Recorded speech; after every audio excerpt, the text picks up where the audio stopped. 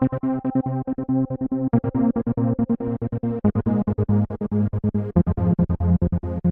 everyone! I've put out quite a few videos now at this point, and I figured you guys might want to know a little bit more about me. And so I asked my followers on Twitter and Instagram to ask me anything for a Q&A video. This is that video, and these are your questions. I've never really been one for long introductions or anything like that, so let's just get right into it. Apola Pets asks, what's my favorite bird species? That's an interesting question because and look around, I'm really not much of a bird guy to begin with. I do like some birds, but if I were to keep a bird as a pet, it would have to be one that's really quiet. But as far as birds that I like, I've always really liked the cardinal. That bird has a lot of meaning to me locally where I live. You know, my local baseball team is the Cardinals. I live in the St. Louis area. I don't know if you're aware, but baseball is a pretty big deal here in St. Louis. I do like the Cardinals, but I actually like the bird, the cardinal. And I've seen them, you know, in my yard and around my house. For some reason, cardinals, especially the red male cardinals, I've just always really been drawn to the red male cardinals. Hannah's Pet Care asks, do you plan on getting any arachnids? I mean, I'm not like afraid of arachnids, not like I was with snakes, but I've never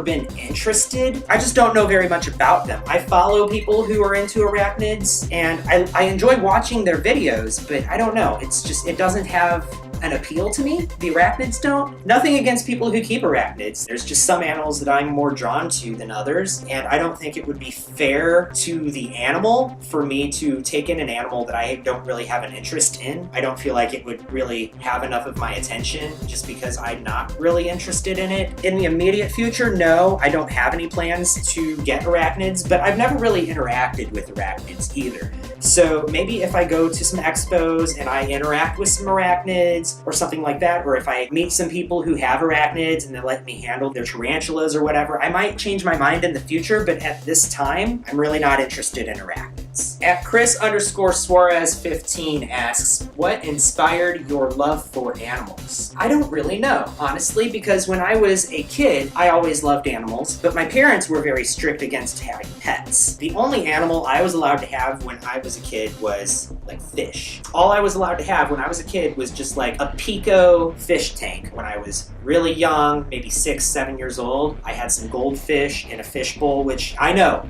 is terrible.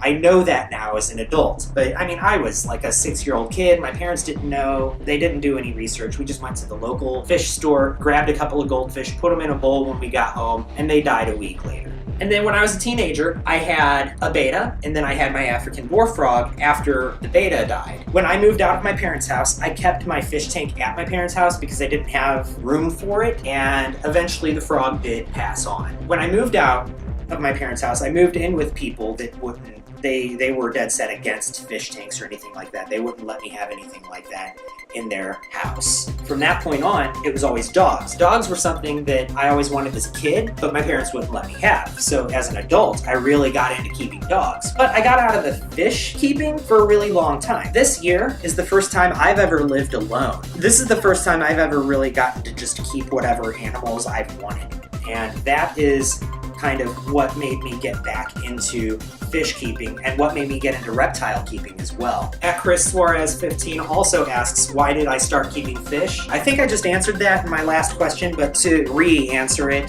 it's because when I was a kid, that was the only pet my parents would let me have. ZA Reptiles asks, what's your favorite freshwater fish and what's your favorite saltwater fish? My favorite saltwater fish, that's an easy question, and I will go ahead and say it's cuttlefish. I know, they're not even fish, they're cephalopods, but I love them. I don't have a saltwater tank right now, but cuttlefish are the biggest reason why I want to get a saltwater tank. And then my favorite freshwater fish, that's a bit of a harder question. I do like bettas a lot. I have several bettas, as you know. I also like a few different kinds of schooling fish. I really like rasboras, but then I also like other fish as well. I like eels, I like puffers. I don't know, it's just, it's hard for me to pick a favorite freshwater fish. So those were all the questions that were asked on Twitter, and now we're gonna read the questions that were asked on Instagram. Matthew R. Moore asks, what is your favorite betta food? 2 answers. As far as like a frozen or live or anything like that, I like bloodworms for my bettas. My bettas really seem to enjoy eating frozen bloodworms a lot, but I don't feed that every day. I feed a variety of foods. But my favorite processed food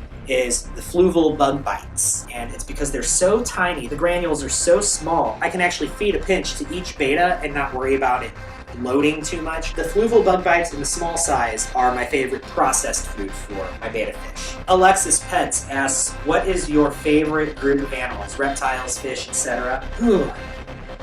It was fish. It was fish for most of this year, but I'm starting to think it might be reptiles next year. I go back and forth. I don't like picking favorites, but I mean, like, I have like a mood, I guess. I've been in a fish mood this year, and I think I'm getting into a reptile mood. Learning to fish keep asks, how much time does it take to care or maintain all of your animals? I work a regular 9-to-5 job, and I just dedicate one weeknight to all of my water changes, and it usually consumes most of that night. That's why you don't really see me filming videos of me doing a whole lot of the tank maintenance, is because I do them all on the same day. There is the exception of the 20-gallon Planet tank that I've been filming the series of lately. That I've been doing on its own day over the weekend just because it's a lot easier to film. Other than that, pretty much just one weeknight every week is dedicated to doing all of my water changes and cleaning my enclosures. I do spot clean as well. You know, I clean the snake's poop out, I clean the gecko's poop out. So I do spot cleaning throughout the week, but for the most part, most of my maintenance is done on like Sunday night or Monday night. And that's it. That's all the questions that I got. Thank you everyone who submitted a question. I really do appreciate it. Thank you everyone for watching, and if there's anything else you want to know about me, just ask in the comments below. I might do another one of these videos later after I reach another milestone, but thank you to everyone who is subscribed to me. I wanted you to get to know me a little bit. Thanks for watching, everyone. Make sure you hit that like button below, and if you're new here,